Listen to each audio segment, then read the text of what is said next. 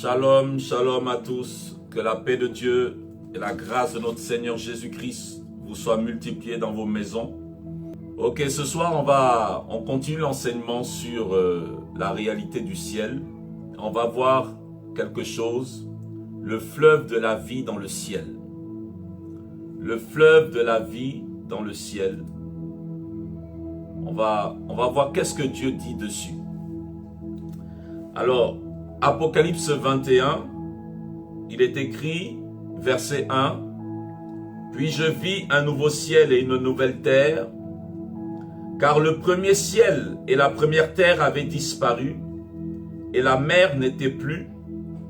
Et moi, Jean, je vis descendre du ciel d'auprès de Dieu, la ville sainte, la nouvelle Jérusalem, préparée comme une épouse qui s'est parée pour son époux. » Alléluia. Gloire à Dieu. Je vais lire un autre texte pour vous, pour introduire et réintroduire cette thématique. Gloire à Dieu. Il est écrit dans Galates, le chapitre 4, Galates, le chapitre 4, le verset 25 à 26, que Agar, c'est le mont Sinaï en Arabie. Elle correspond à la Jérusalem actuelle qui est dans la servitude avec ses enfants. Mais la Jérusalem d'en haut est libre. La Jérusalem d'en haut est libre.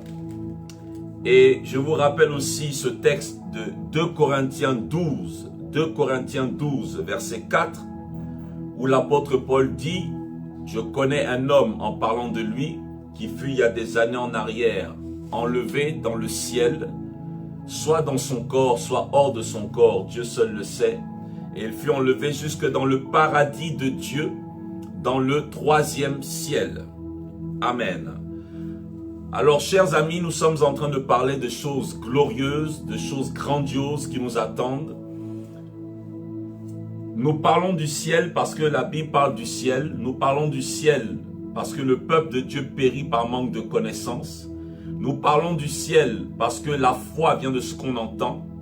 Nous parlons du ciel afin d'avoir la foi pour aller dans le ciel. Nous parlons du ciel afin d'avoir le désir d'aller au ciel. Nous parlons du ciel afin que le Saint-Esprit nous remplisse pour nous donner la force de nous sanctifier, de payer le prix pour aller au ciel. Nous parlons du ciel parce que personne ne peut désirer aller dans un endroit si on ne lui parle pas de cet endroit. Et nous voyons Dieu nous parler du ciel, mais très souvent, je ne veux pas caricaturer, les enfants de Dieu sont plus passionnés par la terre que par le ciel. Les enfants de Dieu sont parfois plus passionnés même par les démons que par le ciel. Et il est préférable de connaître l'endroit où tu dois aller habiter que de connaître l'endroit où tu ne dois pas aller habiter. Beaucoup d'enfants de Dieu sont passionnés quand par exemple un pasteur, un prophète, en tout cas quelqu'un qui prêche les Écritures va venir leur dire, va venir dire par exemple, moi j'étais un ancien serviteur de Satan et chez Satan on est organisé comme ça, comme ça. Je ne sais pas pourquoi ça a tendance à beaucoup passionner les enfants de Dieu. Vous avez des personnes qui vont venir dire « Ah, chez le diable disait de faire comme ceci ou comme cela. Quand j'étais sorcier, le diable disait de faire comme ceci ou comme cela. » Et aujourd'hui, nous avons même des prières dans les églises qui sont basées sur des expériences que des anciens satanistes, que des anciens sorciers ont eues dans le monde des ténèbres. Nous, nos prières ne doivent pas être basées sur les expériences d'anciens sorciers ou d'anciens satanistes. Mais nos prières doivent être basées sur les Écritures, sur ce que Dieu nous a révélé pour nous, pour l'Église, pour les temps de la fin. Et dans la Bible, je vous ai dit que Dieu parle plus du ciel que de l'enfer. Dieu donne plus de détails sur le ciel que sur l'enfer. Dieu donne plus de détails sur le royaume des anges de Dieu, sur le ciel, que sur les démons. Oui, Dieu donne plus de détails sur le ciel que sur les démons. Quand la Bible parle même du séjour des morts, ou quand la Bible parle de l'étang ardent de feu qui est la seconde mort, l'enfer éternel, nous avons quelques points de détail, mais nous n'avons pas tant de détails que ça. Nous avons des détails par rapport au genre de souffrance, par exemple, qu'il y a en enfer, Mais nous n'avons pas tant de détails par rapport au décor qu'il y a en enfer. Mais quand nous arrivons sur le ciel, nous n'avons pas tous les détails. Parce que vous devez savoir aussi que Dieu a caché certaines choses parce que ce sont des choses précieuses qui n'est pas permise, il n'est pas permis que tous les hommes sachent cela. La majorité de la gloire qui est là-bas, nous allons mieux l'appréhender, mieux le comprendre, mieux le saisir quand nous allons entrer. Mais Dieu a quand même donné pas mal de détails sur le ciel. Et selon 2 Corinthiens chapitre 12, verset 4, il y a les cieux qui sont divisés en 3 parties. Et la partie qu'on appelle le ciel, où il y a la gloire manifestée de Dieu, là où le règne de Dieu et la volonté de Dieu sont manifestés de manière incontestable, s'appelle le 3e ciel.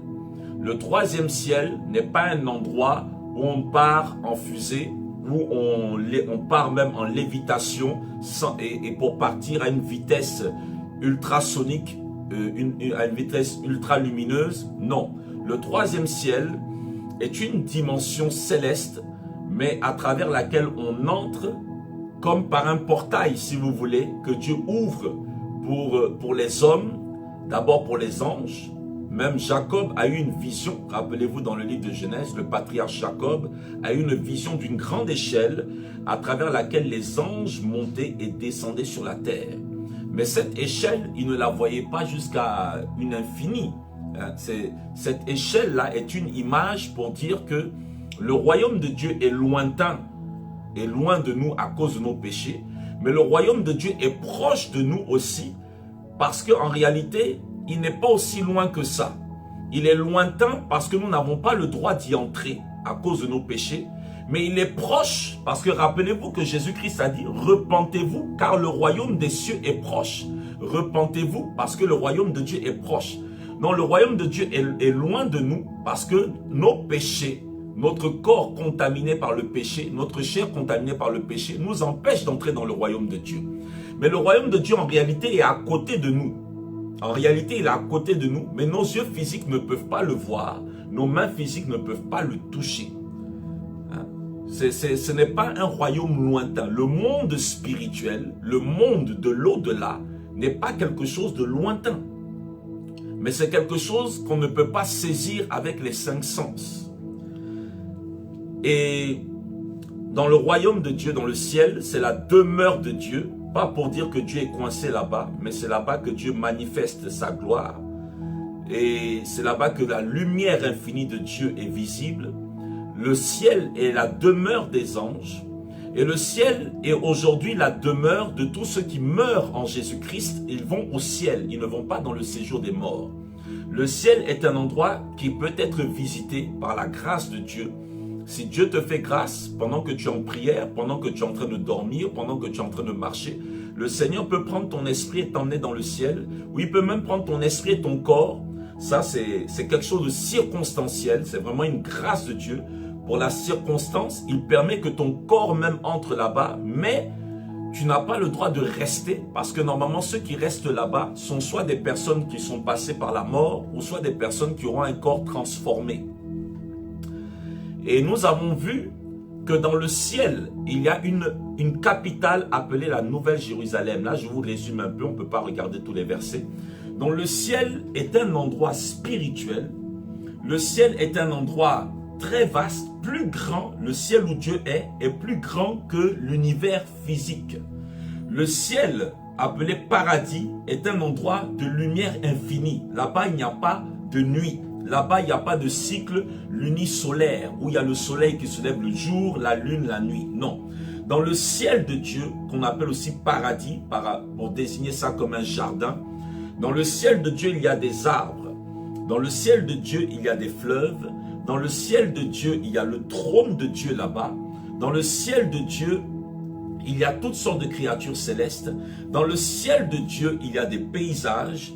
Mais dans le ciel de Dieu, il y a une ville ou une cité, et on en a parlé hier, la Nouvelle Jérusalem.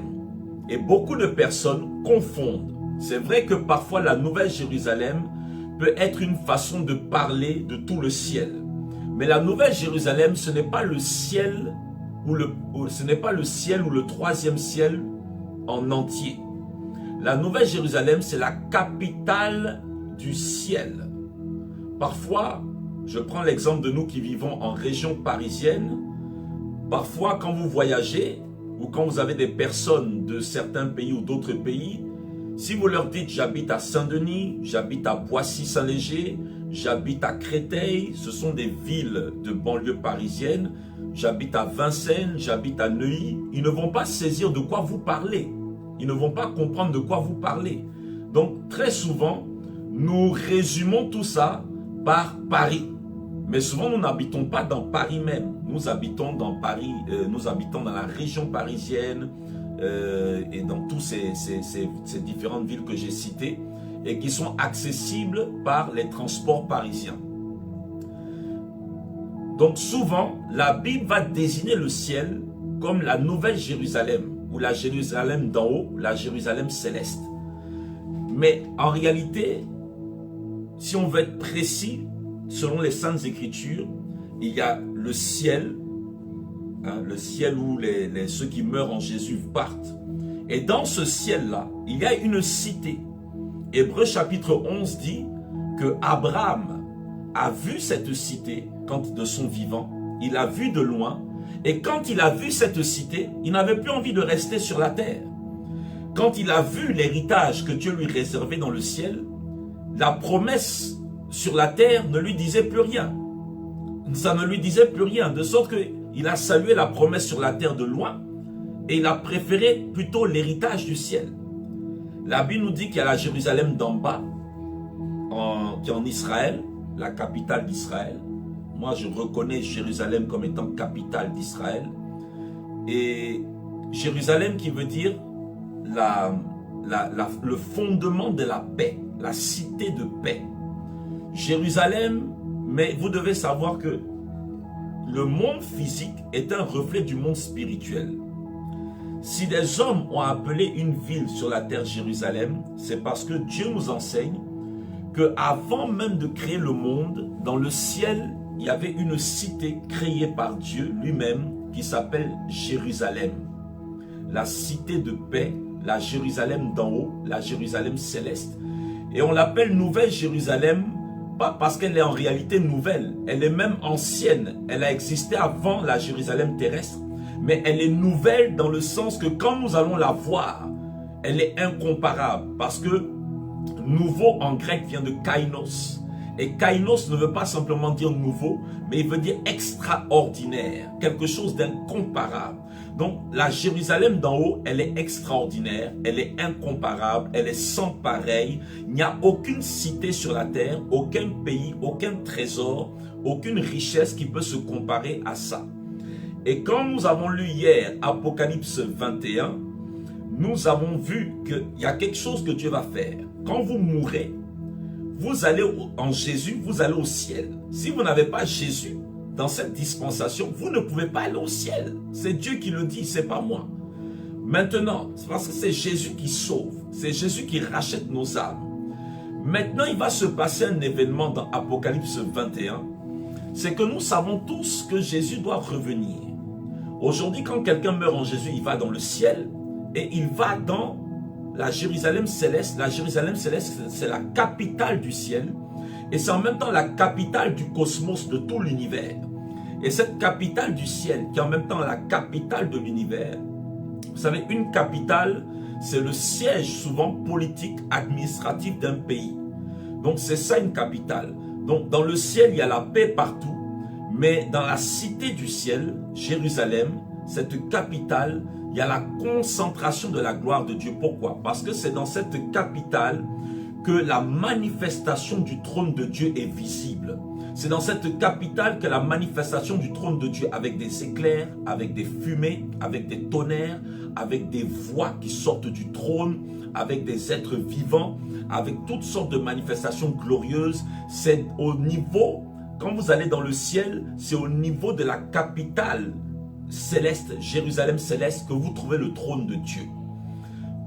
Maintenant, quand Jésus-Christ va revenir sur terre pour régner pour 1000 ans, à la fin des 1000 ans, à la fin des 1000 ans, à la fin des âges, c'est comme ça qu'on appelle ça, Dieu va créer des nouveaux cieux et une nouvelle terre. Et la Bible dit dans ces nouveaux cieux et cette nouvelle terre, totalement purifiée du péché, parce que vous devez savoir que même la terre elle-même, la nature, la création a été contaminée par le péché de l'homme. Donc Dieu doit tout refaire. Dieu doit tout refaire à neuf, à nouveau. Et la Bible dit, par contre, il y aura un nouveau ciel, une nouvelle terre. Donc la terre va continuer d'exister. Beaucoup d'enfants de Dieu pensent que quand nous allons partir au ciel après notre mort, ou que Jésus va venir nous chercher pour nous emmener au ciel, nous allons rester au ciel pour toujours. Nous n'allons pas rester au ciel pour toujours. Mais en étudiant Apocalypse 21 qui parle de la vie dans le nouveau ciel et dans la nouvelle terre, elle n'en parle pas en détail, mais Dieu nous donne quelques détails, nous pouvons nous faire une idée de ce que nous allons partir trouver dans le ciel. C'est-à-dire aujourd'hui, si tu devais mourir, ne crains pas, parce que tu vas aller dans l'endroit le plus merveilleux de l'univers, auprès de la personne la plus merveilleuse, la personne de notre merveilleux Seigneur Jésus. Et qu'est-ce qui va se passer? Après le règne de 1000 ans, la mort va être engloutie, tous les démons vont être engloutis, je n'ai pas le temps d'expliquer tout ça. Dieu va créer des nouveaux cieux et de nouvelles terres, et Dieu va faire quelque chose. Dieu va déporter la cité céleste, la capitale du ciel et de l'univers. Il va la retirer du troisième ciel et il va l'emmener sur la nouvelle terre. Est-ce que vous imaginez la valeur que nous avons aux yeux de Dieu? Donc quand Genèse 1, 28, où Dieu dit je fais l'homme, faisons l'homme à notre image, selon notre ressemblance. Dieu nous aime tellement. Dieu nous a placés comme sa création la plus merveilleuse, la plus haut placée, que Dieu va décider à un moment, quand tout sera renouvelé, il va déplacer la capitale de l'univers, ne sera plus dans le troisième ciel, mais elle va revenir sur la terre. Elle sera même précisément entre ciel et terre. Donc dans Apocalypse chapitre 21, qu'est-ce qui va se passer? L'apôtre Jean va voir, le ciel va s'ouvrir. Et la Bible dit la nouvelle Jérusalem va sortir du troisième ciel. Parce qu'à ce moment-là, nous sommes pleinement dans des capacités physiques et spirituelles unies. Donc nous pouvons discerner en même temps le physique et le spirituel. Nous pouvons même peut-être suggérer que le physique et le spirituel seront comme unis. Et la nouvelle Jérusalem, il va voir la grande cité céleste venir sortir du ciel, commencer à descendre du ciel. Ça ne veut pas dire que le troisième ciel est totalement vidé, mais c'est le déplacement de la capitale de l'univers. Elle va se positionner maintenant sur la terre que Dieu a créée pour les hommes. Et Dieu déplace même son trône qui est dans la capitale de l'univers. Il va amener le trône là sur la terre. Et Jean va voir un grand édifice.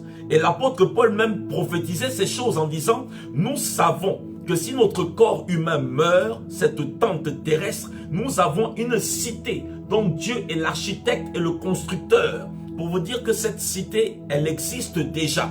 Elle existe déjà. Et cette cité, elle est en agrandissement constant. Parce que Jésus est parti comme un époux nous préparer une place. Et chaque personne qui se convertit à Jésus, la cité ne fait que grandir.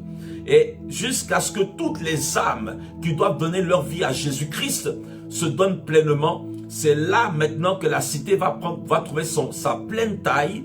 Et quand ce temps va arriver, elle va sortir du ciel. Et cette cité-là, elle est entourée d'une grande muraille qui fait à peu près 70 mètres de haut, 72 mètres de haut. Et la cité elle-même fait 2220 km carrés, plutôt 2220 km de chaque côté. Et elle fait 2220 km de hauteur. Cette cité-là, beaucoup d'enfants de Dieu, quand ils lisent leur Bible, ils pensent que c'est une ville qui va atterrir sur la terre. Cette ville ne pourra pas atterrir totalement. Parce que beaucoup d'enfants de Dieu voient cette cité. Là, on ne parle pas de la cité des hommes. On ne parle pas de la capitale des hommes. On parle de la capitale de Dieu, de Jésus-Christ. Cette capitale, cette cité céleste, elle fait la moitié de la taille, elle fait la moitié de l'océan Atlantique. Je ne sais pas si vous arrivez à vous faire une image. Cette cité-là, rien qu'un de ses côtés fait 2,5 fois la France. Prenez la France du nord jusqu'au sud, elle fait 2,5 fois la France. Ça, c'est un seul côté. Cette cité-là, elle part depuis l'Égypte jusqu'à l'Arabie Saoudite. Elle traverse tous les pays. Cette cité-là prend plutôt jusqu'à l'Iran. Cette cité-là, elle part depuis le sud de l'Arabie Saoudite jusqu'à la Turquie. Jusqu'à la Turquie. Donc, elle rentre même, elle frôle l'Europe. Cette cité-là va recouvrir des nations entières. Donc, cette ville ne peut pas atterrir sur la terre, parce que si elle atterrit sur la terre, elle va détruire des habitations. C'est une cité qui sera comme un grand vaisseau spatial, si vous voulez, arrêté entre ciel et terre. Et toutes les nations pourront la contempler. Parce que vu que le globe terrestre accomplit une rotation, donc tous les jours, chaque nation, en tout cas qui sera qui passera en dessous, pourra la contempler. Donc, quand les nations qui passeront en dessous de la Jérusalem céleste, quand elle sera au-dessus, elles ne pourront pas voir les étoiles, mais la cité, elle est transparente. On peut voir tous ceux qui sont dedans, elle est transparente, parce que vu que nous sommes dans l'état de l'éternité sans péché, il n'y a rien à cacher. Nous sommes comme Adam et Ève qui étaient nus et qui n'avaient point honte. Je n'ai pas dit qu'on sera nus, mais je parle de la transparence de la cité. Et cette cité-là, elle est tellement haute, 2220 km de hauteur, qu'en réalité, elle va sortir de l'atmosphère terrestre pour aller jusque dans l'espace. Parce que vous devez savoir que rien qu'entre la Terre et l'atmosphère des hommes, il y a maximum 160 km. dont les 160 km sont largement dépassés par les 2220 km de hauteur de la ville. Il n'y a aucune ville qui est comparable à la Jérusalem céleste. La Jérusalem céleste, c'est des pays et des pays entiers. La Jérusalem céleste a pratiquement une superficie de 6 millions de kilomètres carrés. La Jérusalem céleste, c'est pas nos petites villes comme Paris ou New York ou Washington où on se sent fier d'habiter dans ces villes-là. La Jérusalem céleste a trois portes aux 4 côtés pour dire que les nations aux 4 vents, Dieu veut nous sauver. Elle a 3 portes sur chaque côté pour dire que Dieu s'engage pleinement en tant que Père, Fils, Saint-Esprit pour sauver les nations. Et chaque côté est tellement grand que vous devez savoir que chaque porte est séparée d'au moins 600 km entre chaque porte. Il y a 600 km d'écart entre chaque porte. Donc c'est un grand bâtiment. Et la Jérusalem céleste, elle peut se déplacer, elle peut se mouvoir. Donc c'est un bâtiment qui pourra bouger. Ce n'est pas un bâtiment statique ancré dans le roc. Les fondements ne pourront pas rentrer dans la terre.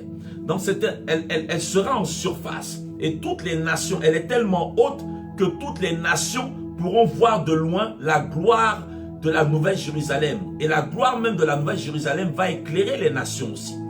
Et la Nouvelle Jérusalem est une ville en mouvement. C'est une ville qui peut bouger. Au-delà de la rotation du globe terrestre, elle pourra bouger. Parce que la gloire du Dieu vivant est dedans. Et le Dieu vivant, le Dieu créateur, Yahweh Elohim, il est dedans. Son trône est dedans. Et la Bible dit que dans cette ville, le soleil et la lune n'éclairent pas la ville. Mais la gloire de Dieu et la flamme de l'agneau éclairent la ville. Parce qu'il n'y a pas de distinction entre Dieu et l'agneau Jésus-Christ. Ils ont le même trône et c'est leur lumière qui éclaire la cité. Maintenant, vous devez savoir qu'en dehors de la cité, tout le monde n'habitera pas dans la Jérusalem céleste. Alors je vous dis que nous sommes dans une génération privilégiée. Moi-même, depuis que je suis en train de méditer ces écritures, ma foi a fait un bond en avant. Parce que, en réalité, le Seigneur m'a dit cette semaine, heureux ceux qui n'ont pas vu et qui ont cru. Pourquoi? Parce que tous ceux qui vont naître dans le règne de 1000 ans verront le Seigneur, vont servir le Seigneur en le voyant. Mais nous, aujourd'hui, nous servons le Seigneur sans le voir.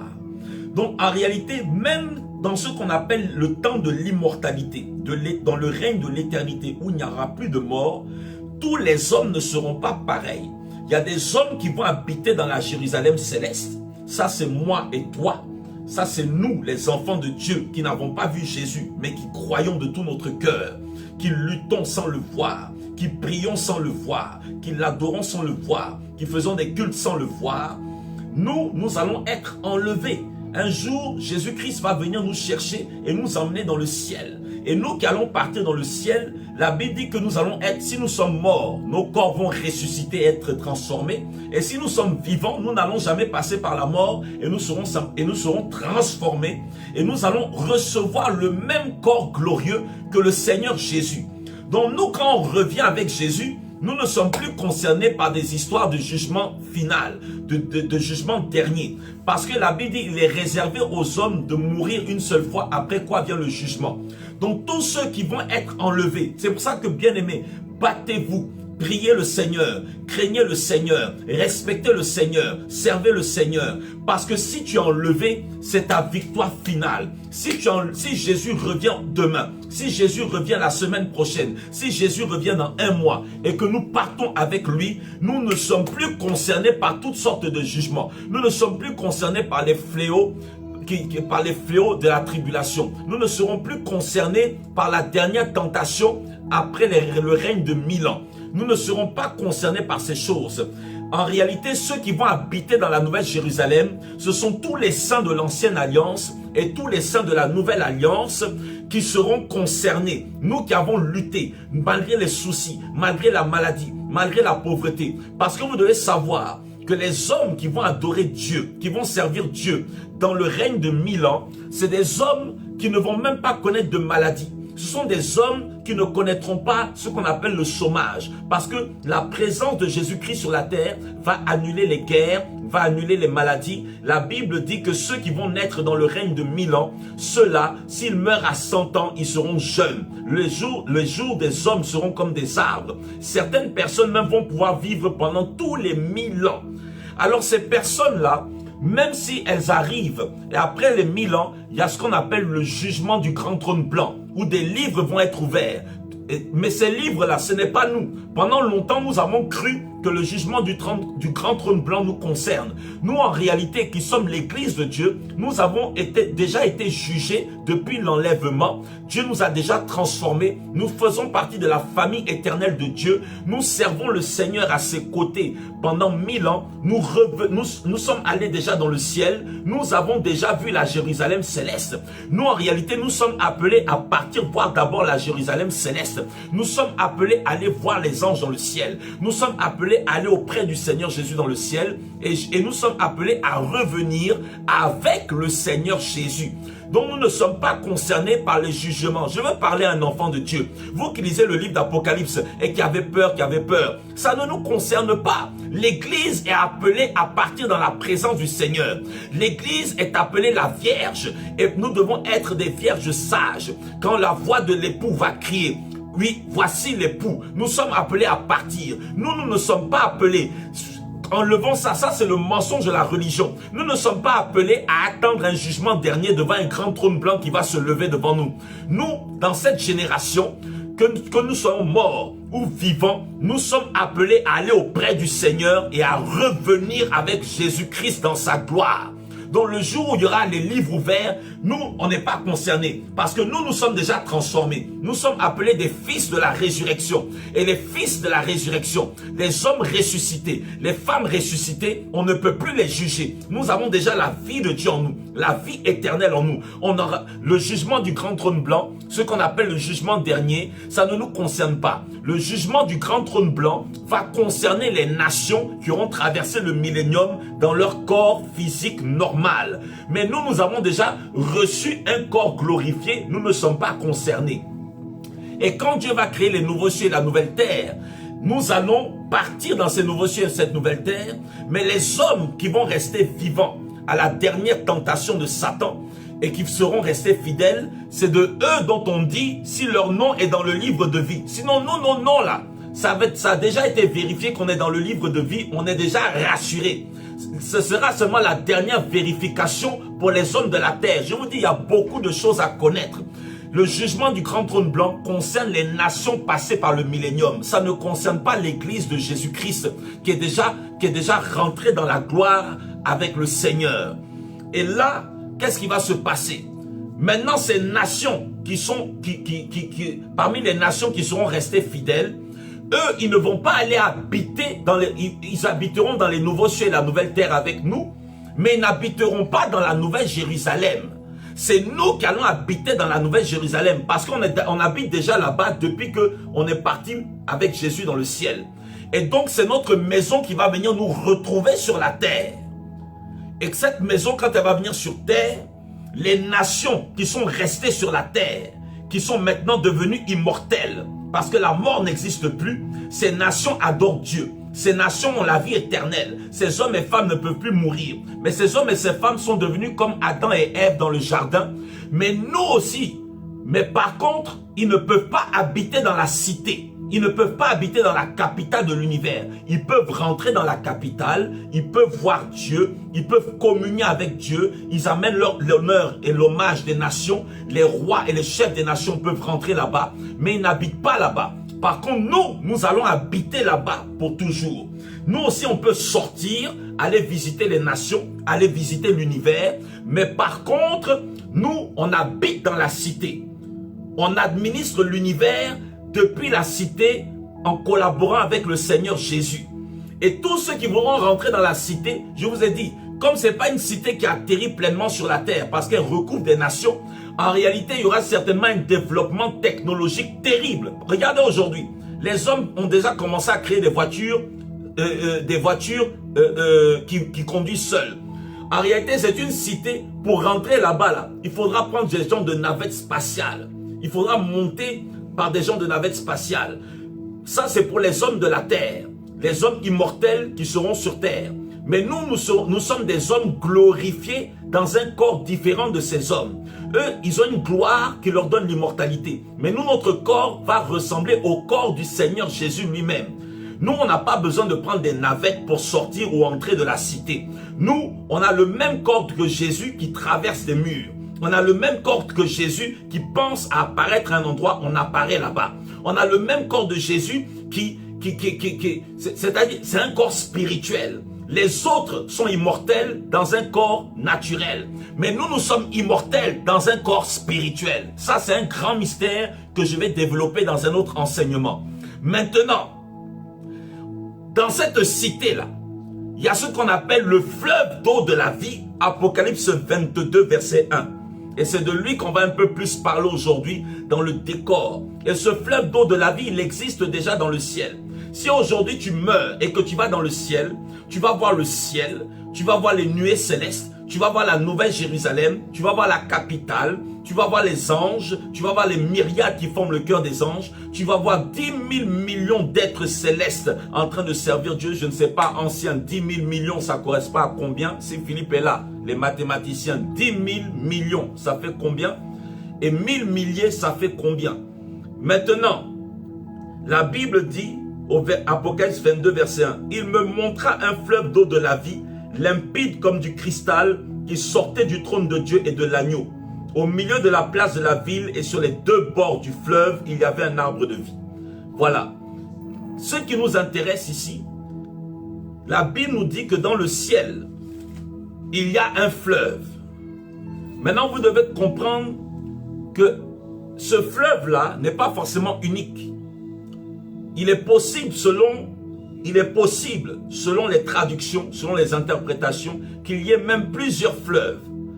Dans les nouveaux cieux et la nouvelle terre, il n'y a pas de mer, il n'y a pas d'océan, mais il y a de l'eau. Oui, dans les nouveaux cieux et la nouvelle terre, il n'y a pas d'océan en tant que tel. Mais dans le ciel lui-même, on le verra plus tard, ça c'est Apocalypse chapitre 4, il y a un océan. Mais ce n'est pas un océan fait avec de l'eau, c'est un océan de cristal. C'est un océan qui est en mouvement comme de l'eau, mais avec le cristal. Là-bas, nous ne sommes pas dans les lois terrestres. Nous ne sommes pas dans les lois naturelles. Nous ne sommes pas dans les lois humaines. Nous sommes dans les lois spirituelles de Dieu.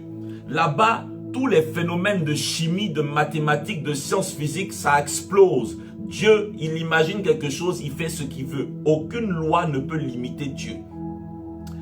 Mais dans les nouveaux cieux et la nouvelle terre, il n'y aura pas d'océan, il n'y aura pas de mer, mais il y aura de l'eau toujours. Maintenant, le fleuve qui va venir, c'est le fleuve de la Nouvelle Jérusalem. Donc, vu que la Nouvelle Jérusalem, elle existe déjà, ce fleuve, il existe déjà.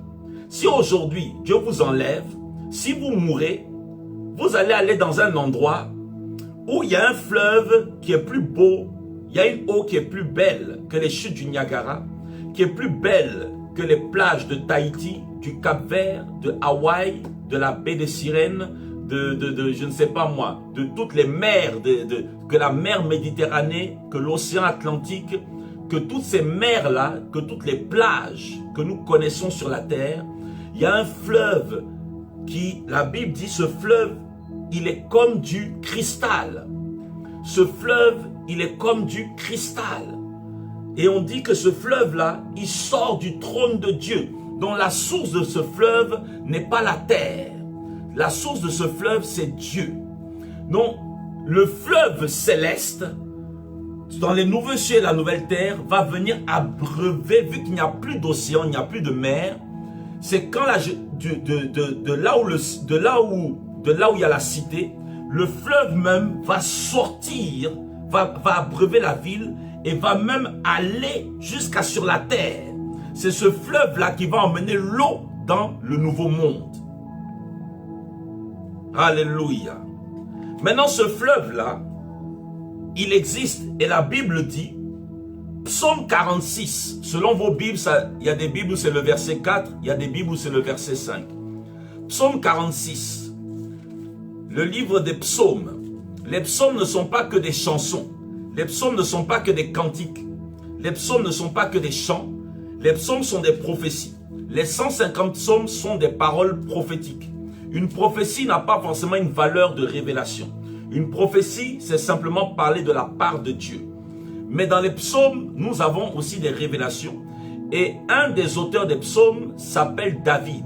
David est roi, mais David est prophète. Donc ses chants sont prophétiques.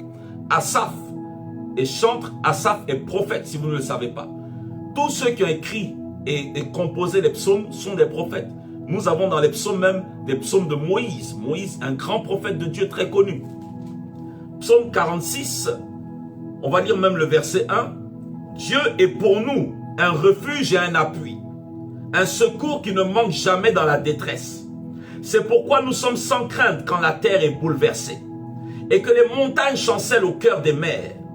Quand les flots de la mer mugissent, écument, se soulèvent jusqu'à faire trembler les montagnes. Verset 5, il est un fleuve. Vous entendez? Il est un fleuve. Donc il existe un fleuve. C'est ce qu'ils sont en train de dire là. Il est un fleuve dont les courants réjouissent la cité de Dieu. Or, on a déjà donné beaucoup de versets. Quand on parle de la cité de Dieu, c'est la Nouvelle Jérusalem dans le ciel. Maintenant, vous voyez, avant même le livre d'Apocalypse, le Saint-Esprit avait déjà révélé au prophète et roi David que dans le ciel, il y a un fleuve dans la cité de Dieu. Dans le ciel, il y a un fleuve dans la capitale céleste. Et ce fleuve-là réjouit la cité de Dieu. Le sanctuaire des demeures du Très-Haut. Dieu est au milieu d'elle, elle n'est point ébranlée. Dieu la secourt dès l'aube du matin. Des nations s'agitent, des royaumes s'ébranlent. Vous voyez, ici déjà, le Saint-Esprit avait révélé que dans la cité céleste, il y a un fleuve. Il y a des gens qui ont composé un cantique, même je ne sais plus. Il est un fleuve qui coule du cœur de Dieu ou du trône de Dieu. C'est ce fleuve-là qui a été révélé à David que Dieu maintenant montre à l'apôtre Jean. Et ce fleuve-là, c'est un fleuve de joie. C'est ce que ça veut dire. Ce fleuve-là, il apporte la joie partout où il passe. Ne voyez pas ce fleuve comme un décor. Dans la Jérusalem céleste, dans le paradis de Dieu, voici comment ça se passe. Le jour où tu vas monter au ciel, ou le jour où Jésus va venir te chercher, ou bien le jour où c'est ton temps de quitter ce monde, que tu dois mourir, quand tu iras dans le ciel, tu vas voir la gloire de Dieu. Tu vas voir l'Éternel comme un soleil. Tu vas voir Jésus-Christ, l'agneau de Dieu, aux 7 yeux et aux 7 cornes. Tu vas voir les séraphins aux 6 ailes déployées avec une paire d'ailes qui leur couvre le visage et une paire d'ailes qui leur couvre le pied. Quand tu iras au ciel, tu verras le trône de Dieu entouré d'un arc-en-ciel en émeraude. Et à un moment du trône de Dieu, tu vas voir un fleuve qui coule et qui traverse toute la cité de la Jérusalem céleste. Et ce fleuve-là, quand il coule, il donne la joie à toute la cité. Donc c'est un fleuve qui traverse toute la cité. Et ce fleuve, il est vivant. Ce fleuve, il parle. Parce que ce fleuve, c'est l'Esprit de Dieu qui sort du trône de Dieu. Et ce fleuve nous enseigne que celui qui veut recevoir le Saint-Esprit doit se prosterner devant le trône de Dieu. Parce que le fleuve sort du trône. Et le trône représente le centre d'autorité, le centre de commandement. Le trône représente le propriétaire des lieux. Pour recevoir le fleuve du Saint-Esprit, il faut se reconnaître comme propriété pour Dieu. Il faut accepter que Dieu est notre propriétaire. Il faut se reconnaître comme propriété rachetée par Jésus-Christ, par son sang. Et de là, quand ce fleuve vient, ça veut dire que quand le fleuve sort, et l'Éternel dit dans le psaume 46, quand les nations tremblent, quand les nations sont dans la crainte, quand les nations sont dans le désarroi, quand les nations paniquent comme avec le Covid-19, quand les nations paniquent comme avec la pandémie, les épidémies, quand les nations paniquent à cause des guerres, quand les nations paniquent à cause des crises économiques, nous avons un fleuve qui sort du trône de Dieu et lui nous apporte la joie. Quand les montagnes chancellent, les montagnes sont les royaumes. Quand les royaumes de France, les royaumes d'Italie, les royaumes de Chine, les royaumes des États-Unis, les royaumes de Russie, les royaumes d'Angleterre, les royaumes du Portugal, eux, ils sont en train de chanceler. Mais nous avons un fleuve qui sort du trône de Dieu. Nous ne voyons pas encore ce fleuve, mais ce fleuve existe là-bas. C'est pour ça que le jour où tu rentreras dans le ciel, vous savez ce qui va se passer. Tu ne penseras plus à tes enfants que tu as laissés sur la terre. Tu ne penseras plus à ton mari ou ta femme que tu as laissé sur la terre. Tu ne penseras plus à tes affaires que tu as laissées sur la terre. Tu ne penseras plus à tes petits-enfants que tu as laissés sur la terre. Parce que quand tu rentreras dans le ciel, dans le royaume de Dieu, le fleuve qui sort du trône de Dieu, il a une voix. Il brille comme du cristal. Et ce fleuve-là va te toucher. Ce fleuve va te communiquer une joie inexprimable, une joie ineffable, une joie qui ne vient pas du mariage, une joie qui ne vient pas du travail, une joie qui ne vient pas de la guérison, une joie qui ne vient pas des choses de la terre. Et en attendant d'aller voir ça, Jésus-Christ a dit dans Jean chapitre 7, à tous ceux qui croient en moi, des fleuves d'eau vive. Vous entendez? Il dit des fleuves d'eau vive. Donc Jésus-Christ nous a déjà parlé du fleuve d'eau de la vie. Mais il dit avant d'aller voir le fleuve d'eau de la vie, avant de boire l'eau du fleuve d'eau de la vie dans le ciel, vous allez d'abord le recevoir dans le cœur. Parce que l'objectif de Dieu, avant de régner dans les nations, avant de régner de manière visible, il veut d'abord régner dans nos cœurs. C'est pour cela que la Bible dit gardez vos cœurs loin de la rancune, gardez vos cœurs loin de l'adultère, gardez vos cœurs loin du vol, gardez vos cœurs loin de la convoitise, gardez vos cœurs loin de la haine, gardez vos cœurs loin de la méchanceté, gardez vos cœurs loin de la paresse dans le service de Dieu, parce que le Saint-Esprit en vous, veut venir vous toucher, mais il veut se transformer en fleuve. Quand l'Esprit de Dieu rentre dans ta vie, il vient comme de l'eau qui te rafraîchit, qui te désaltère.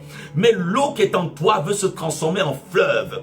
Et ce fleuve-là représente le Saint-Esprit qui est déjà en nous. Ça veut dire que là où tu es, quand tu invoques, or il n'y a pas de règne sans le trône. Quand la Bible dit, quand tu pries, que ton règne vienne et que ta volonté soit faite, je veux vous dire, chaque fois que vous dites de tout votre cœur, Éternel, que ton règne vienne au nom de Jésus, c'est le trône de Dieu que vous appelez. Parce que par la prière, nous rentrons en connexion avec le trône de Dieu. Et quand tu rentres en connexion avec le trône de Dieu, le fleuve de l'Esprit se déverse. Et quand le fleuve de l'Esprit de Dieu se déverse, il vient apporter la joie dans ta vie. Il vient apporter cette joie. Et il vient d'abord dans ton cœur, parce que ce fleuve est accessible simplement à ceux qui croient en Jésus-Christ de Nazareth. Maintenant, la Bible nous dit que quand Dieu a créé le monde dans le jardin d'Éden, quand vous lisez vos Bibles dans Genèse chapitre 2, versets 10 à 14, vérifiez dans vos maisons, Genèse chapitre 2, versets 10 à 14, la Bible dit que dans le jardin d'Éden, Dieu avait positionné un fleuve qui se divisait en 4 bras. Or, le jardin d'Éden est aussi une image du royaume de Dieu. Parce que vous devez savoir que dans le ciel, il y aura des jardins. Dans le ciel, il y a des jardins. Maintenant, dans le royaume de Dieu, même la Bible dit, ce fleuve-là, il y a l'arbre de vie. Et beaucoup, parce que ça dépend des traductions, moi je fais partie des gens qui croient qu'il n'y aura pas qu'un seul arbre de vie, mais il y aura plusieurs arbres de vie. Parce que il y a une traduction qui dit que c'est un arbre de chaque côté.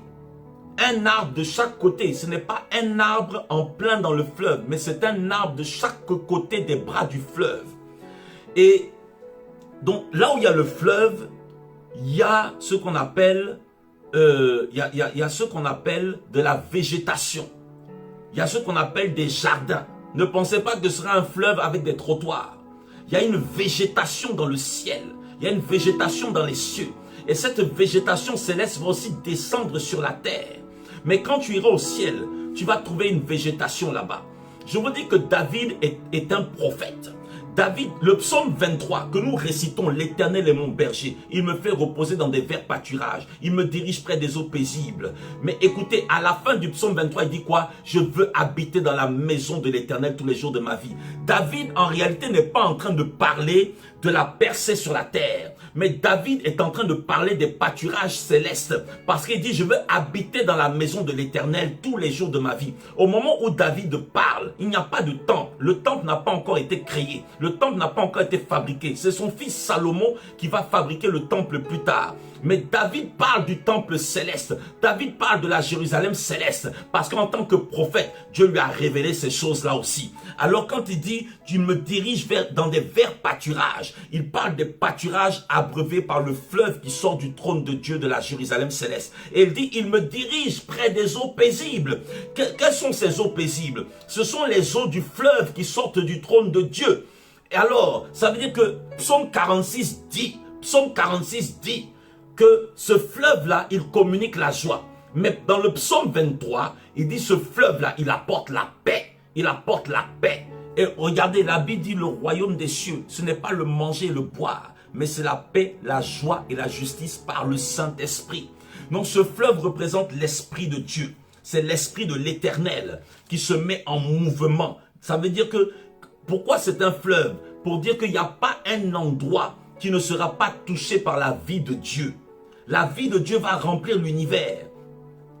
Et quand vous allez dans le jardin d'Éden, dans Genèse chapitre 2, versets 10 à 14, dans Genèse chapitre 2, on dit qu'il y a un fleuve qui passe par le jardin d'Éden. Parce que, pourquoi Dieu a mis un fleuve? Parce que Dieu a fait le jardin d'Éden à l'image des choses célestes. Dieu a fait le jardin d'Éden à l'image des choses célestes. Et donc Dieu rendait visite chaque jour à Adam et Ève. Et quand ils venaient, le trône de Dieu, c'est la présence même de Dieu. Dieu leur parlait dans le vent. Dieu leur parlait par son esprit. Et la Bible dit, dans le jardin d'Éden, lisez Genèse chapitre 2 à partir du verset 10, il se divisait en 4 bras.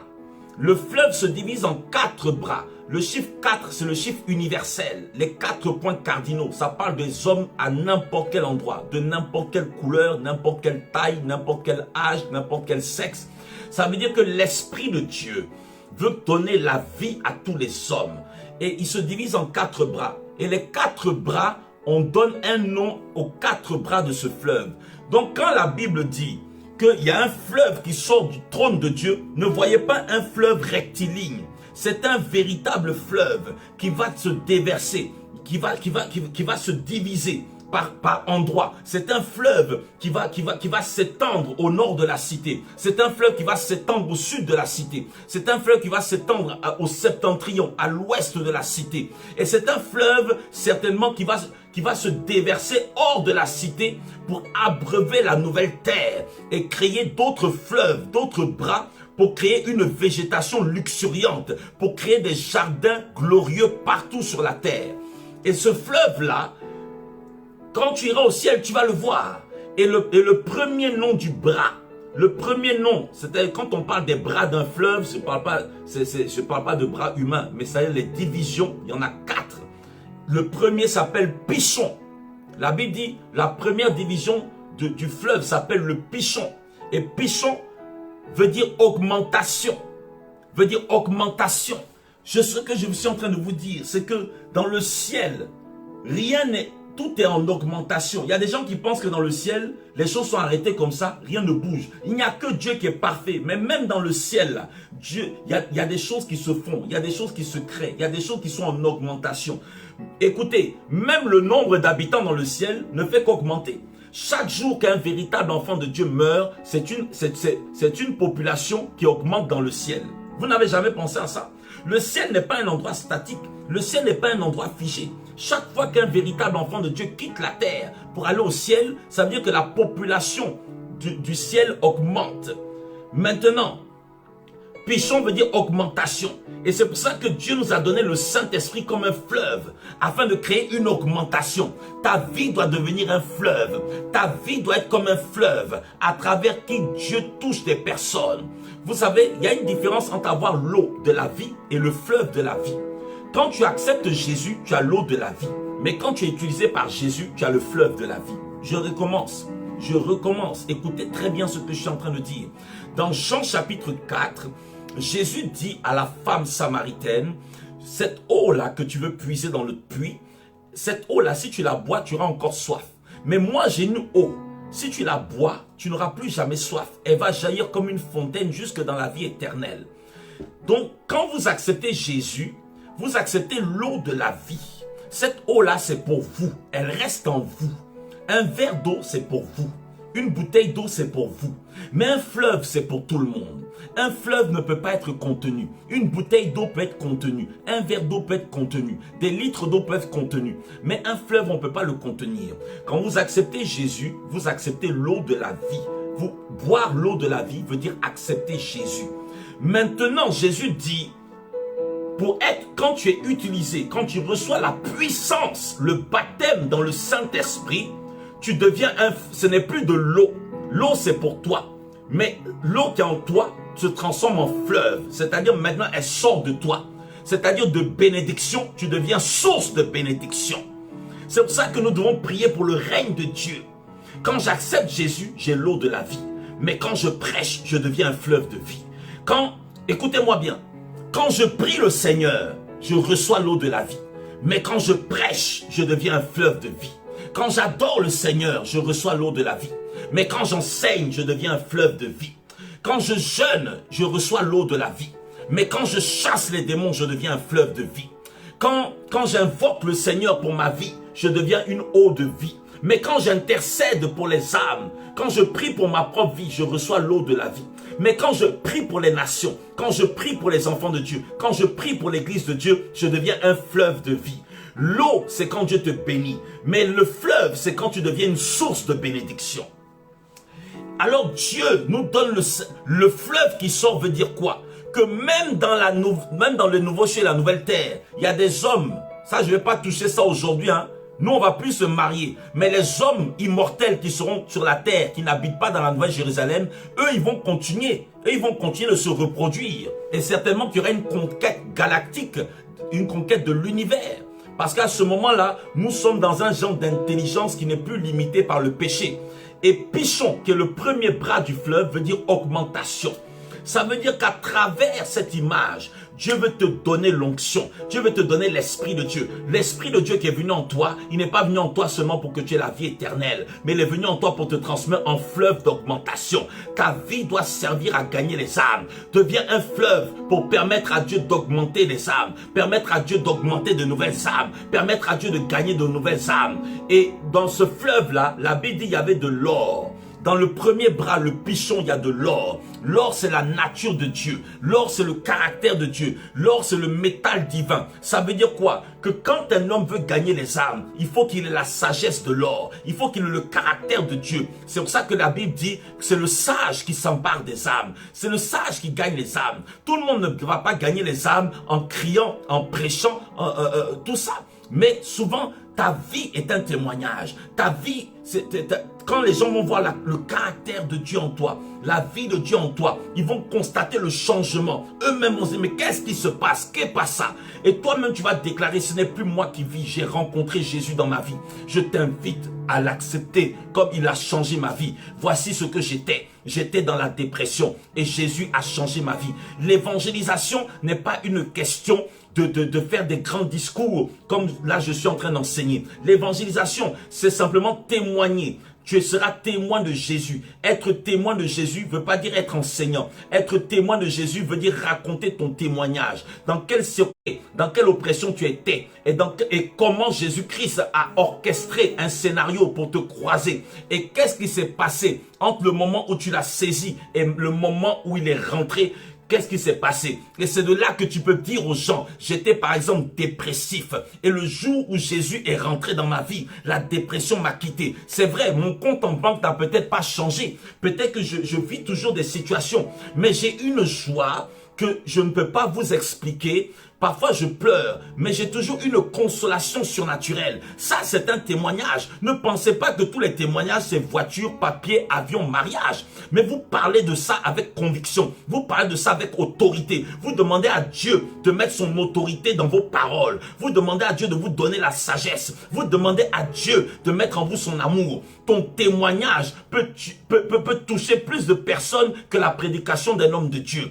Tu étais là, tu étais par exemple suicidaire, tu avais des pensées morbides de mettre fin à tes jours, tu avais peut-être déjà tenté et depuis que tu as rencontré Jésus, tu peux dire aux gens, depuis que j'ai rencontré Jésus, l'eau de la vie, je n'ai plus eu envie de me suicider, sans besoin de psychologue, sans besoin de psychiatre, sans besoin de médicaments, j'étais schizophrène et voici ce qui s'est passé. Certes, j'ai des soucis, certes, ma vie ne ressemble peut-être pas à ce que je désire, mais j'ai la paix de Dieu, j'ai la joie de Dieu, parce que j'ai reçu l'eau, j'ai reçu le fleuve qui sort du trône de Dieu. Le règne de Dieu n'est pas peut-être rentré dans mon compte en banque. Le règne de Dieu n'est peut-être pas rentré dans ma nourriture. Le règne de Dieu n'est peut-être pas rentré dans mes vêtements, mais le règne de Dieu est rentré dans mon cœur. Le règne de Dieu est rentré dans mon esprit. Tu peux dire à quelqu'un, écoute, tu me vois comme ça, mais j'étais possédé, j'étais animé par des mauvais esprits, mais depuis que Jésus est rentré, j'ai vu la différence. J'ai vu la différence avec les autres dieux, avec les autres religions, et je peux t'attester.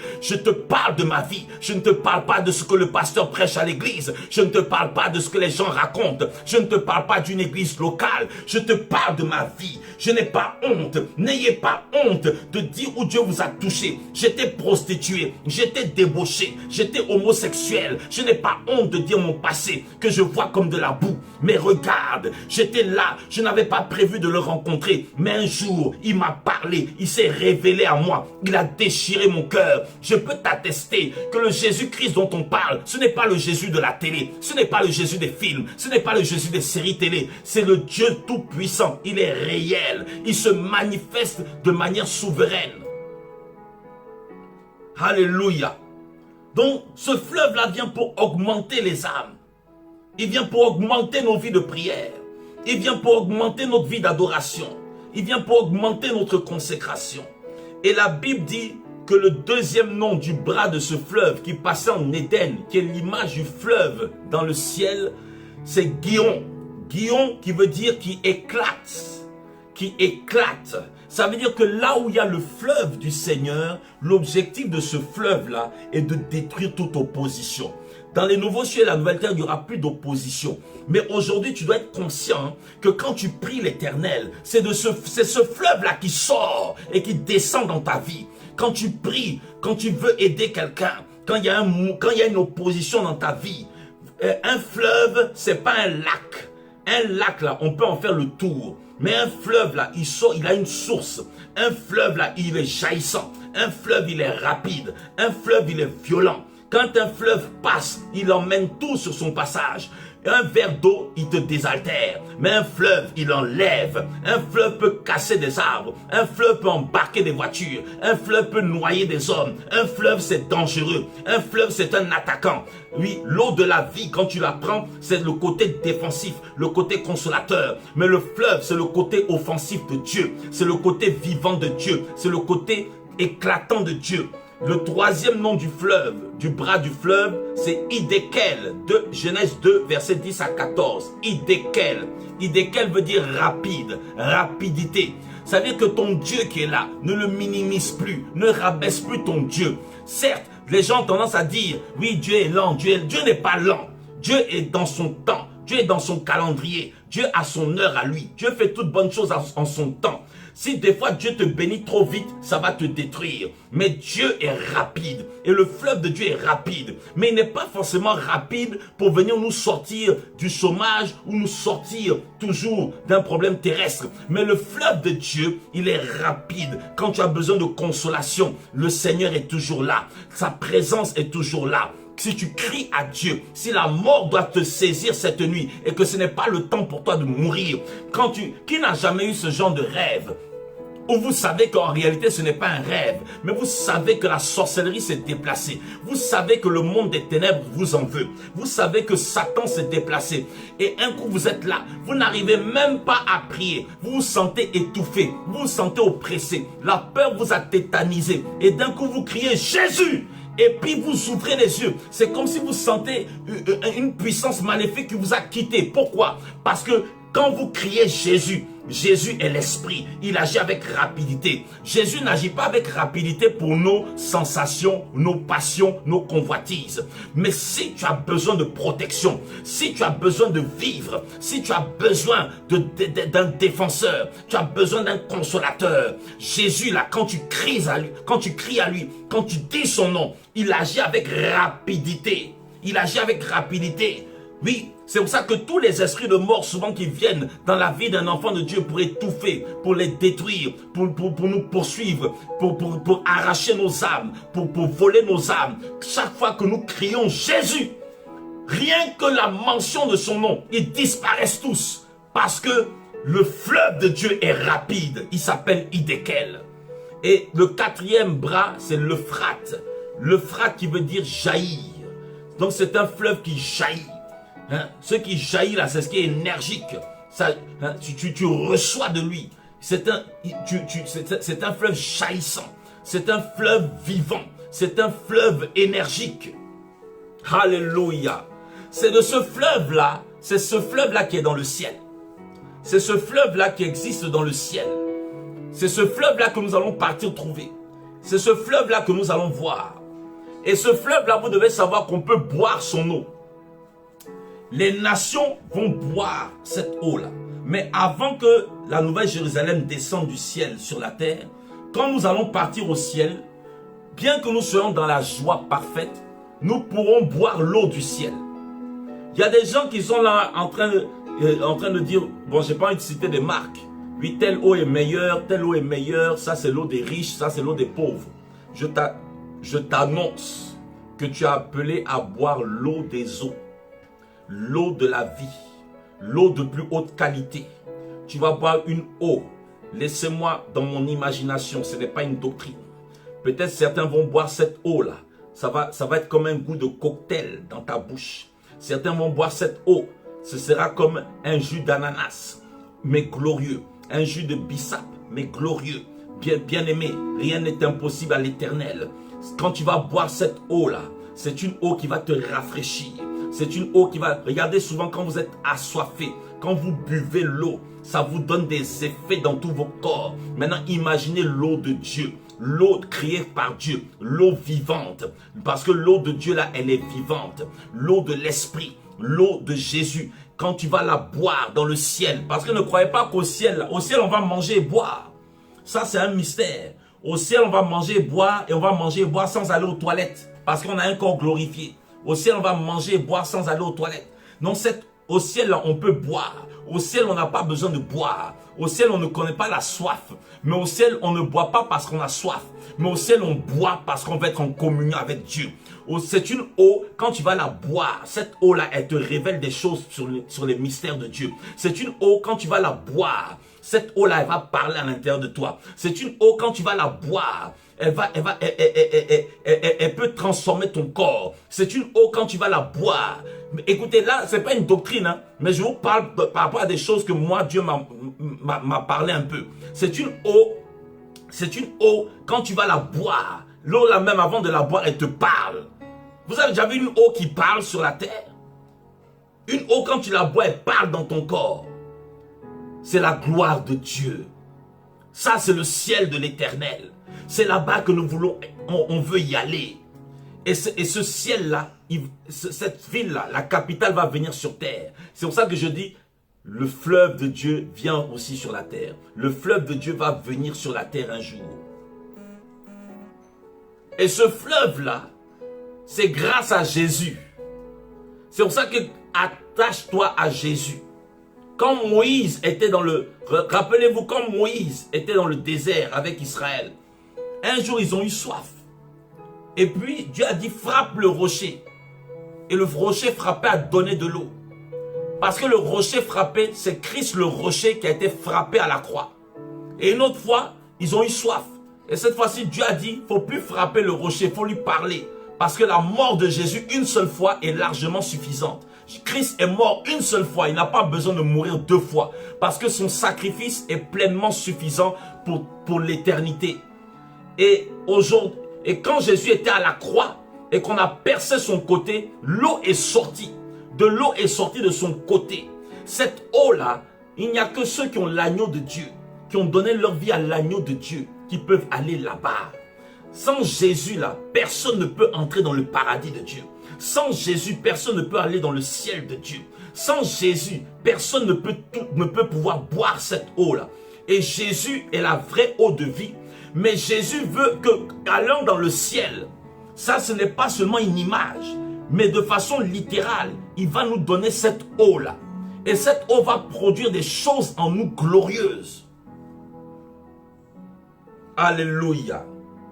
Alléluia. Alléluia. Apocalypse le chapitre 7. Apocalypse le chapitre 7. Je vais lire ça pour vous. Le verset 17. Il est écrit, l'agneau qui est au milieu du trône les paîtra et les conduira aux sources des eaux de la vie. Et Dieu essuiera toute larme de leurs yeux. Vous entendez? Cette eau-là,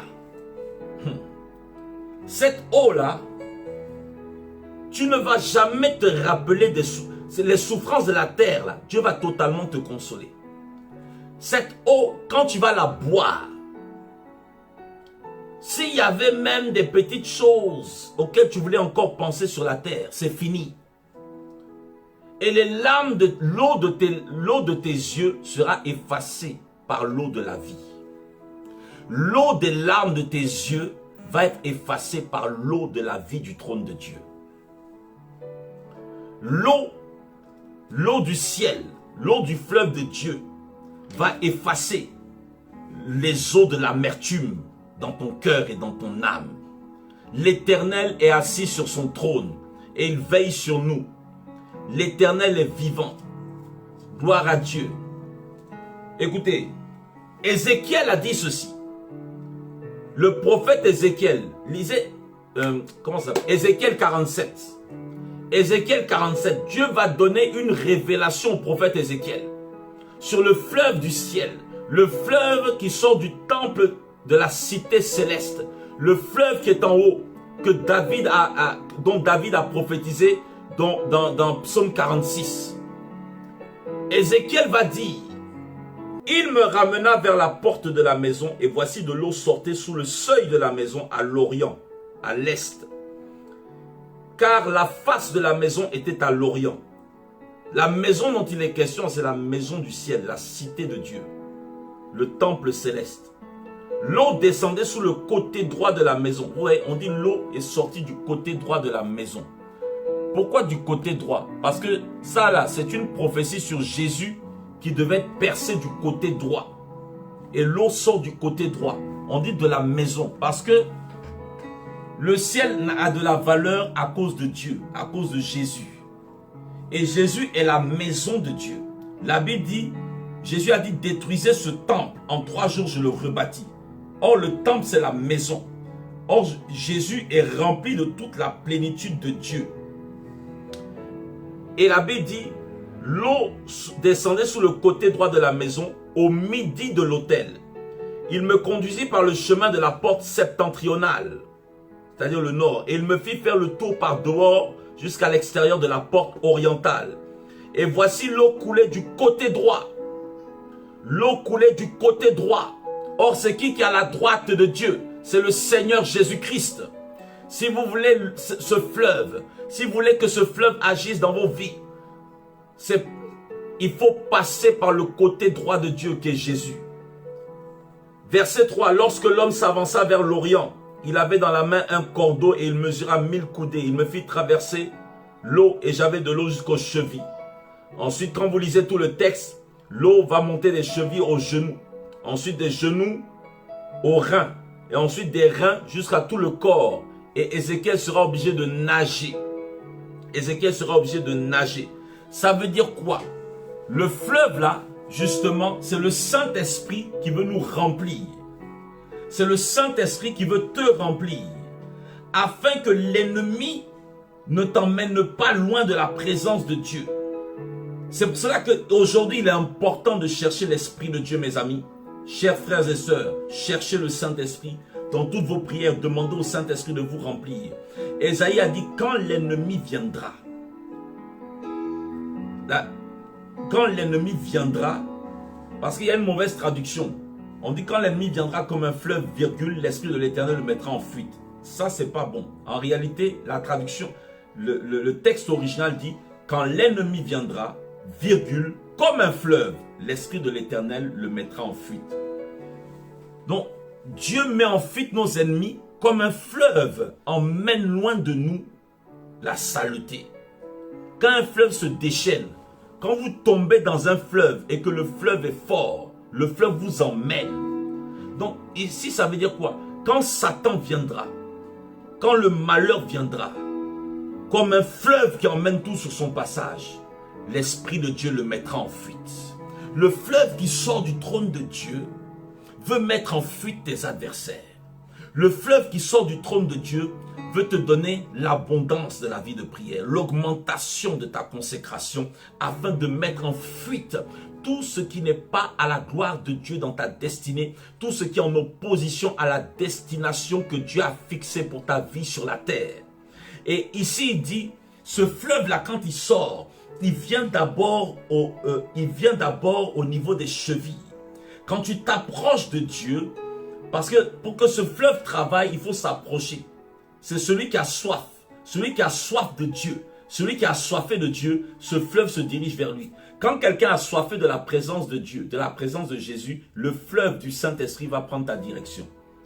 Le Saint-Esprit ne tombe pas sur les gens par hasard. Le Saint-Esprit tombe sur les gens assoiffés. C'est pour ça que parfois même dans les églises, vous avez des gens qui disent, moi ça fait des années que je suis converti, ça fait des années, mais je n'ai jamais expérimenté même une seule fois, même pas une seule fois, une effusion de l'Esprit de Dieu. Mais mes amis, le Saint-Esprit ne vient pas comme un démon provoquer remplir les gens. Pour remplir les gens, il faut que tu t'approches. Comme Ézéchiel s'est approché du fleuve. C'est là que l'Esprit va te remplir. Et souvent, c'est vrai que quand l'Esprit vient d'en haut, mais il commence par le bas. C'est une loi. Quand vous avez un verre d'eau, que vous versez de l'eau dans votre verre d'eau, le verre d'eau ne se remplit pas par le haut, il se remplit par le bas. Dans la marche chrétienne, le fleuve qui sort du trône de Dieu. Même si vous priez, je ne sais pas comment, Dieu va toujours commencer par le bas. Dieu ne commence jamais par le haut. Oh Seigneur. Quand vous versez un verre d'eau, de l'eau dans un verre, l'eau ne se remplit pas par le haut. L'eau se remplit par le bas. Donc même vous pouvez prier, jeûner comment? Ne minimisez jamais les faibles commencements. Ne minimisez jamais les petits commencements. Ne minimisez jamais les commencements par le bas. Même s'il est écrit que tu seras toujours à la tête, jamais à la queue, Dieu commence toujours par la queue. Même s'il est écrit que tu ne seras jamais en bas, mais toujours en haut. Mais je vous dis que Dieu commence toujours en bas pour vous emmener en haut. Et Dieu commence toujours par la queue pour vous emmener à la tête. Un enfant de Dieu ne commence jamais à la tête. Un enfant de Dieu commence par la queue. Un enfant de Dieu ne commence jamais en haut. Un enfant de Dieu commence toujours en bas. Et un enfant de Dieu, quand il veut le Saint-Esprit, il faut qu'il ait soif. Il faut qu'il s'approche. Mais quelqu'un qui ne cherche... Vous savez, il y a des manifestations qui se provoquent. Quand vous êtes nerveux, quand vous êtes violent, quand vous voulez l'eau de la vie, vous devez faire plus que d'autres. Vous devez aller plus loin que d'autres. Il y a des gens qui vont s'arrêter au niveau des chevilles. D'autres vont continuer au niveau des genoux. Mais d'autres vont dire, moi je m'en vais plus loin, je veux les reins. Et d'autres vont dire, moi je vais au niveau de la poitrine. Et d'autres vont dire, ah moi je veux être submergé. Le Saint-Esprit ne force pas les gens. Le Saint-Esprit va te remplir en fonction de ta détermination, de ta résolution. La Bible dit à tes résolutions. Donc c'est ta résolution. Celui qui veut expérimenter les visions, il sait comment il va se débrouiller, demander le Saint-Esprit matin, midi et soir. Celui qui veut les songes, il sait comment il va se débrouiller, demander le Saint-Esprit matin, midi et soir. Bien sûr, le Saint-Esprit est souverain. C'est lui qui va choisir ce qu'il va vraiment vous donner. Celui qui veut prêcher là, il va chercher le Saint-Esprit matin, midi et soir. Et à un moment, ça va exploser. Ne pensez pas que tout tombe sur les gens comme ça. Même si Dieu vous appelle à un ministère, même si Dieu vous a donné des visions glorieuses, vous avez une démarche. Vous devenez un collaborateur. Vous rentrez en collaboration avec le Seigneur. Et quand le Seigneur va commencer, le Seigneur commence toujours par les pieds. La Bible dit que le fleuve de la vie s'est d'abord arrêté aux pieds de Ézéchiel. Or, les pieds, c'est le zèle. La première chose que l'Esprit de Dieu va faire comme un fleuve, c'est de chasser la paresse, c'est de chasser la lourdeur, c'est de chasser le sommeil de vos vies. C'est ce que représentent les pieds. Là où il y a l'Esprit de Dieu veut toucher tes pieds. Et ce soir, pendant que je parle, je prie afin que tout ce qui est lourdeur, tout ce qui est paresse, tout ce qui est sommeil dans ta chair, comme dans le monde invisible, comme dans le monde spirituel, lâche tes pieds au nom de Jésus de Nazareth. Oui, parce que le zèle de l'évangile, il est situé au niveau des pieds. C'est ce que la Bible nous enseigne. C'est pour cela que quand l'Esprit de Dieu vient toucher la vie de quelqu'un, ou les jeunes dans la foi, vous allez remarquer qu'ils ont d'abord une fougue parfois un peu désordonnée. Ils sont parfois comme des chevaux fous, mais en réalité, c'est le Saint-Esprit qui a activé ça. C'est pour ça qu'il faut parfois des mentors, des parents dans la foi, des encadreurs, des pasteurs, pour canaliser un peu. Pas pour stopper, mais juste canaliser. Mais sinon, ça commence au pied. La première chose, si vous devez demander quelque chose à Dieu en premier, par rapport au fleuve, demandez au fleuve de Dieu de venir violemment, de manière jaillissante, de manière énergique, enlever la lourdeur de vos pieds, enlever le sommeil, enlever la paresse, afin de vous lever. Parce que quand on se lève, c'est l'image qu'on a pris une décision. Quand on se lève, c'est l'image que maintenant ça s'arrête. Quand on se lève, c'est l'image de « y en a marre ». Les pieds sont l'image de la marche. Les pieds sont l'image du mouvement. Quand on se lève, quand l'Esprit de Dieu touche vos pieds, il crée un mouvement. La première chose que Dieu veut créer, c'est un mouvement. Même si le mouvement n'est pas bien compris, il nous faut un mouvement. Et je prie pour un nouveau mouvement de Dieu. Un nouveau mouvement de Dieu dans la jeunesse. Un nouveau mouvement de Dieu parmi les anciens.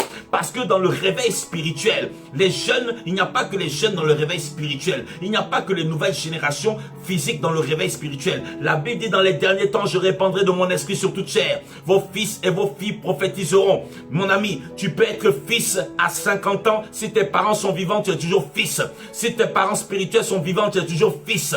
Oui, même s'ils sont morts, tu es toujours leur fils. La Bible dit, les jeunes gens auront des visions et les vieillards auront des songes. Vous devez devez savoir que le véritable réveil spirituel vient de l'addition des songes des vieillards et des visions des jeunes. Un réveil spirituel où il n'y a que la vision des jeunes va exploser. Un réveil spirituel où il n'y a que les songes des anciens va exploser. Le réveil spirituel, c'est l'addition des générations à chaque génération. Le réveil spirituel, c'est l'unité des générations à chaque génération. Le réveil spirituel vient de la sagesse des pères et de l'énergie des fils. Le réveil spirituel vient de l'énergie des fils et de la sagesse des pères. C'est ça le vrai réveil spirituel. Le vrai réveil spirituel commence dans l'unité, dans l'amour, pas dans la démonstration d'abord. C'est pour ça que Dieu dépose toutes les générations et Dieu a besoin des papas, des mamans qui ont 60 ans, 70 ans, 80 ans. Vous avez votre place. Vous n'êtes pas assez vieux pour servir le Seigneur. Vous êtes encore trop jeune pour servir le Seigneur.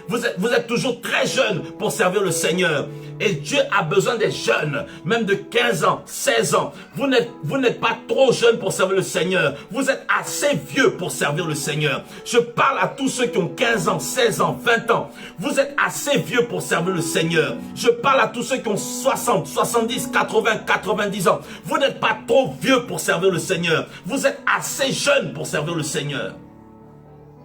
Et la Bible dit que Ézéchiel aura soif. Beaucoup de gens s'arrêtent. Oui, ils sont zélés, ils sont chauds, ils sont fougueux. Ça ne suffit pas. Quand vous êtes fougueux pour le Seigneur, allez plus loin dans le fleuve. Plongez dans le fleuve. Allez au niveau des genoux. Les genoux représentent l'adoration, la prosternation. Quand l'Esprit de Dieu touche tes pieds, il relâche le zèle. Il enlève la paresse. Quand l'Esprit de Dieu, le fleuve de Dieu touche vos genoux, il chasse l'orgueil, il chasse la fierté, il chasse le petit malin, il chasse le vantard qui est en vous.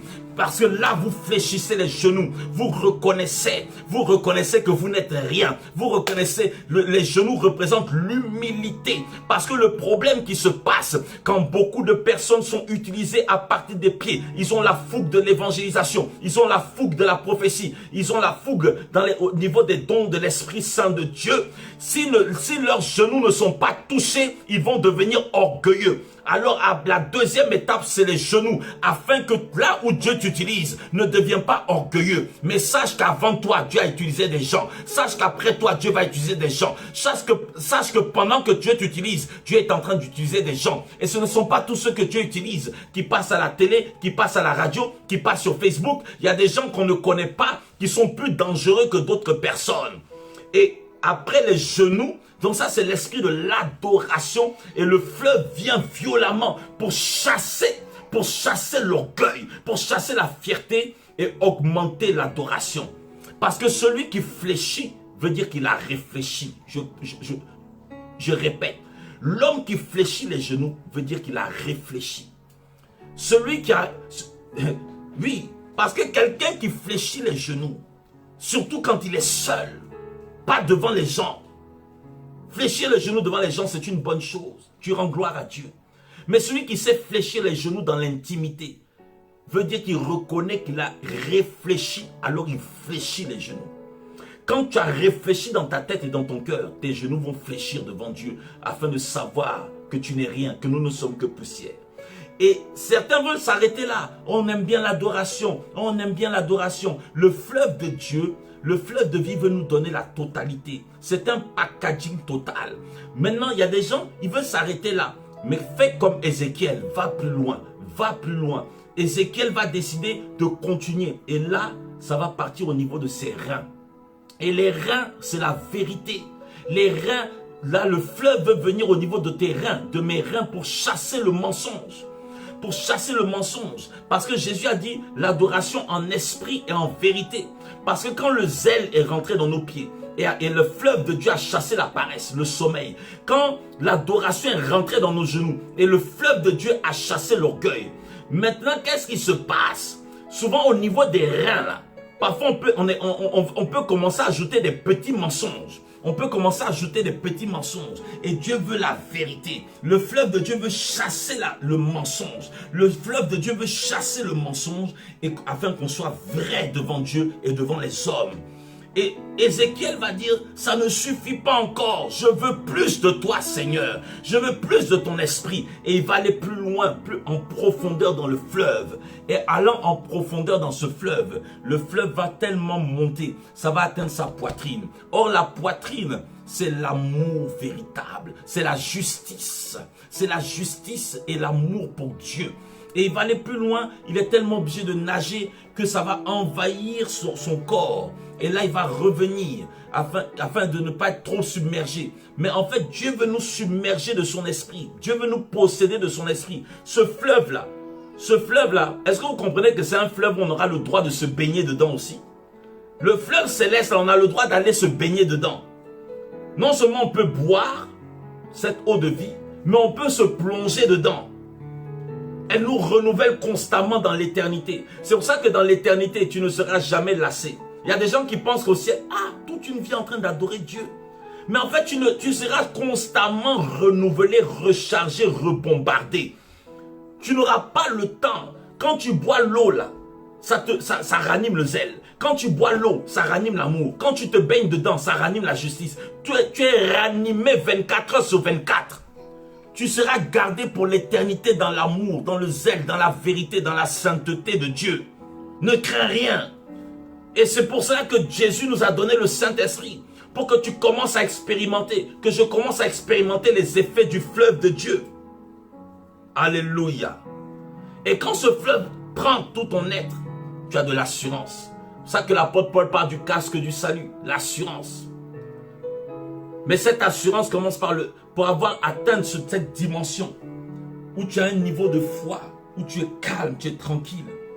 C'est parce que tu es zélé, c'est parce que tu adores, c'est parce que tu es vrai, c'est parce que tu es dans la justice, l'amour.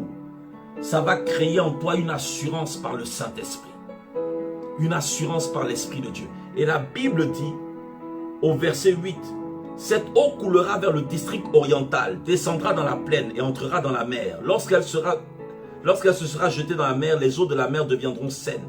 Tout être vivant qui se meut vivra partout où le torrent coulera. Donc c'est l'eau de la vie, le fleuve de la vie. Maintenant le verset 12 dit, sur le torrent, sur ses bords, de chaque côté croîtront toutes sortes d'arbres fruitiers. Leur feuillage ne se flétrira point et leurs fruits n'auront point de fin. Ils mûriront tous les mois parce que les eaux sortiront du sanctuaire. Leurs fruits serviront de nourriture et leurs feuilles de remède. Vous entendez exactement. Là, on ne dit pas un arbre, on dit des arbres. Et ces arbres-là ont exactement la même fonction que l'arbre de vie. Donc là où il n'y avait qu'un seul arbre de vie qui représente le Seigneur Jésus, l'arbre de vie lui-même là, et le fleuve de vie vont engendrer d'autres arbres. Alléluia. Gloire à Dieu. Je vais m'arrêter là. Je vais m'arrêter là. Que le Seigneur vous bénisse. Reste attaché à Jésus-Christ. Dans le ciel, il y a un fleuve. Si tu ne savais pas, dans le ciel, il y a un fleuve qui se divise en plusieurs bras. Parce que Éden a été créé sur la base du ciel. Le jardin d'Éden a été créé sur la base du ciel. Parce que vous ne pouvez pas dire créer un homme à votre image, à votre ressemblance et le mettre dans un environnement qui ne ressemble pas à votre environnement. Je vous donne cette révélation. C'est comme si vous dites à quelqu'un, tu es comme moi, et pendant que vous vivez dans un château, vous le faites habiter dans une chambre bizarre. La terre là même là, et là Éden, là où Dieu avait placé Adam et Ève, avait des symboles, des images qui ressemblaient à l'environnement de Dieu dans le ciel. C'est pour cela qu'il y avait un arbre de vie là-bas aussi, et un arbre de connaissance du bien et du mal, parce que ces choses sont dans le ciel. Parce que dans le ciel, il y a des arbres. Mais comme nous sommes à la fin, Dieu se concentre sur l'arbre de vie, qui est l'image du Seigneur Jésus-Christ, qui nous donne la vie. Et la Bible dit, fais de l'Éternel tes délices, et il te donnera ce que ton cœur désire. Or, le mot Éden veut dire délices. Donc, c'est le lieu des délices. Pour avoir droit. Donc, là où il y a le fleuve, C'est la prophétie de Psaume 23.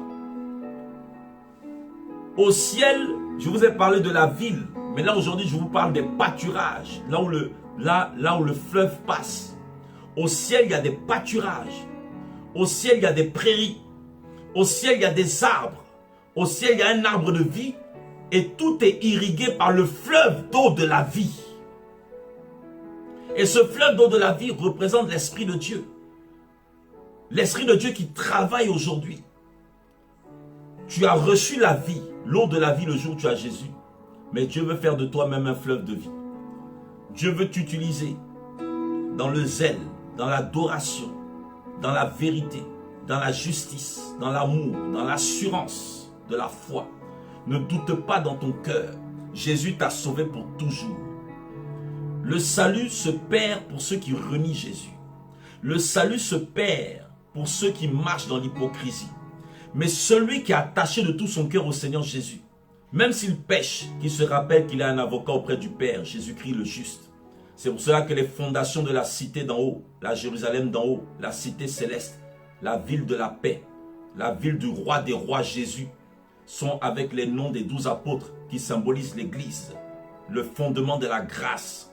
Ça veut dire que la fondation de notre salut se base sur la prédication de l'évangile de Jésus-Christ.